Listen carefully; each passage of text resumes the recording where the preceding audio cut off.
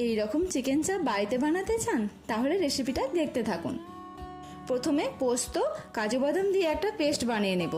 তারপর পেঁয়াজ, আদা, রসুন, কাঁচা লঙ্কা দিয়ে একটা পেস্ট বানিয়ে নেব। এবার চিকেনটা ম্যারিনেট করে নেব।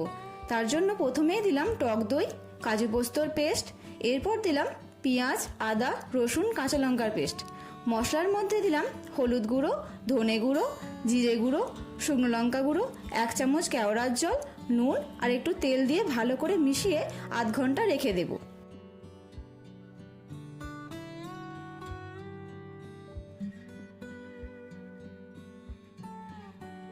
আধ ঘন্টা পর তেল গরম করে প্রথমে চিকেনের পিসগুলো হাই হিটে ফ্রাই করে তুলে নেব।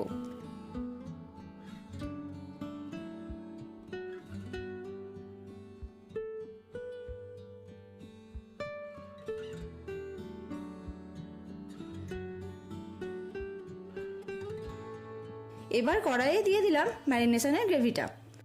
তারপর চিকেনের পিসগুলো দিয়ে আরেকটু কষিয়ে জল দিয়ে ঢেকে দিলাম।